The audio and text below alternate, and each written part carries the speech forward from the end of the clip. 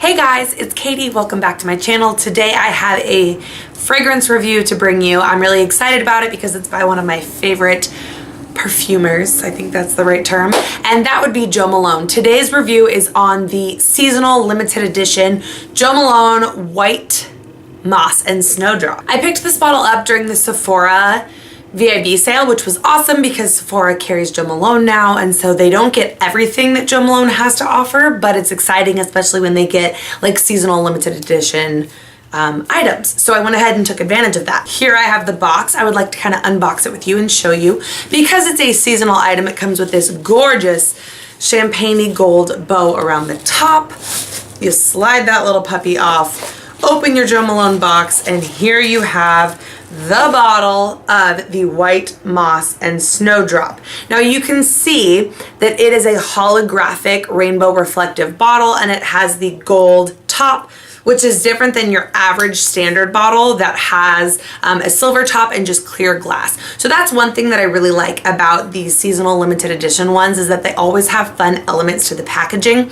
Another unique element about this is that there is gold foil for like the writing on the front instead of just the standard black. Now this fragrance only comes in the 3.4 ounce bottle. It does not come in the smaller, I think they're like the 1 point something bottles that you can get for cheaper. So that is one downside to this, that if you enjoy this, you have no choice really but to pick it up in this size. They also carry this fragrance in one of the luxury size candles, I think is the name.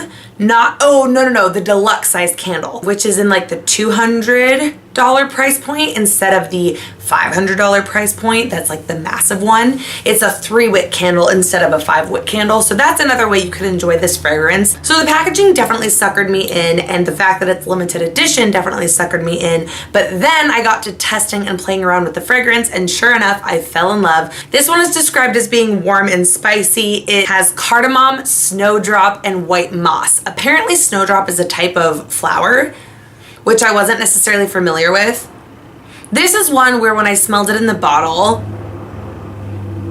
I thought it was good, I thought it was interesting, but it was nothing that jumped out and grabbed me like, oh my gosh, you have to have this. And it did kind of strike me as maybe a better home fragrance than something I wanted to wear on my body. But where it really won me over was when I put it on and I tested it and I wore it on its own. I also combined it with one of my favorites from Jo Malone, which is Peony and Blush Suede. That was an amazing combination to do those two. The Peony and Blush Suede is a little bit more feminine, it's floral, it's light. And then this guy is kind of like this cool, spicy, warm, a little bit masculine. It kind of does smell. Okay, I don't want to say this and have a negative connotation, but it has a little bit of like an Old Spice vibe to it.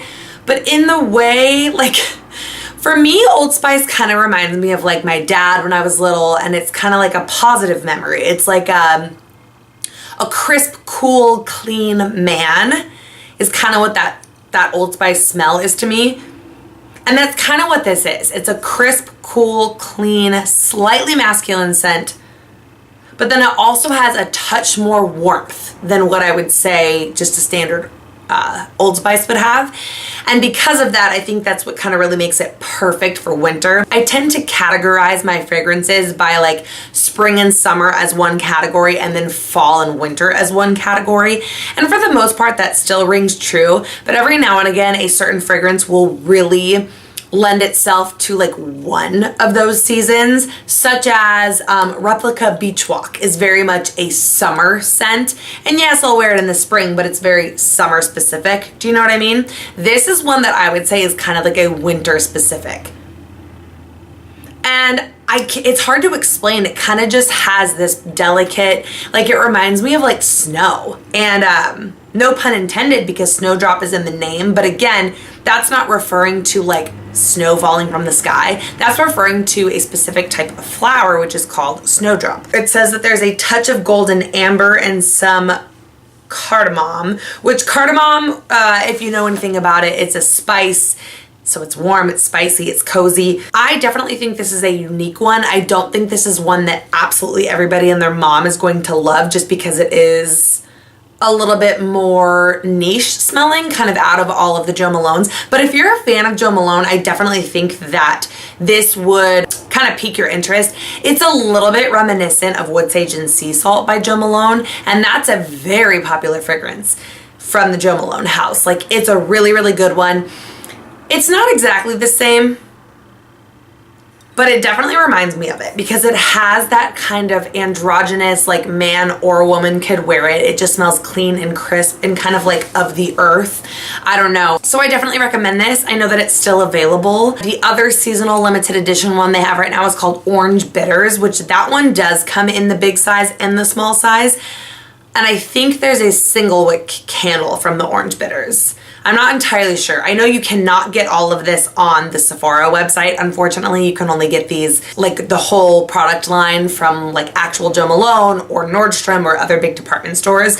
Orange Bitters is super nice. And in fact, I liked the way it smelled on the skin a lot better than I did from the bottle. And mixing the two was like a really pretty blend. But of the two, for me, this one was the standout. It was more unique. I also feel that this is going to be a better base fragrance or layering fragrance to mix with my other Jo Malone pieces. I think it's beautiful to look at. I'm really a big fan of this. In terms of longevity and sillage, I mean, Jo Malones are colognes. They're not eau de parfum or, you know, some super high concentration. So just naturally, they don't last forever. But I think that's something that you just kind of know what you're getting yourself into in terms of Jo Malone. If you are the type of person who is put off by that and you don't want to spend money on something that's not going to have this amazing, amazing, amazing lasting power, then maybe it's not your best friend. But with that said, like, they last a decent amount of time for sure. I mean, compared to other designer fragrances out there, I would say they're right in that wheelhouse. They're just not super concentrated and intense. The ones of mine that last the longest are going to be my even more niche, kind of more expensive, really high-end fragrances. So that's just some food for thought, that it lasts. It's not going to be the longest lasting thing in the world, and it's not going to have the most intensity or the most sillage, but it's amazing, it's unique, it's fresh, it's clean, it's light. I think you could share this with, if you're a girl watching this video and you have a man in your life, I think you could share it with them, or vice versa. I feel like couples could share this. It's versatile, it's fun, it's cool. So check it out. If you guys have smelled this, leave me a comment down below and let me know what you think. Oh, the other third limited edition Jo Malone one that they have right now for winter, it's an exclusive to Nordstrom, and it is called Ginger Biscuit. It is a relaunch of one that they brought out years ago, and I used to have it and I really loved it. It's a warm, cozy, kind of like gourmand, because it does have those like kind of food notes in it. But if you don't like gourmand and you don't like anything too sweet, I think you'll still be fine with Ginger Biscuit because it has a really nice balance of spice that off-puts anything that makes it too sweet or too bakery-ish. Do you know what I mean? So that's another one that I really love, but I decided on this guy because I was able to get that discount, and it was just something new and exciting for my collection. So anyhow, let me know your opinions down below. Have you mixed this with any other Jo Malone scents out there?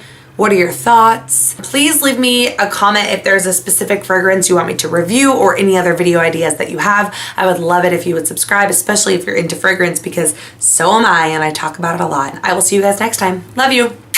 Bye. Hi. Hi, sweetheart. Someone wants to make a cameo.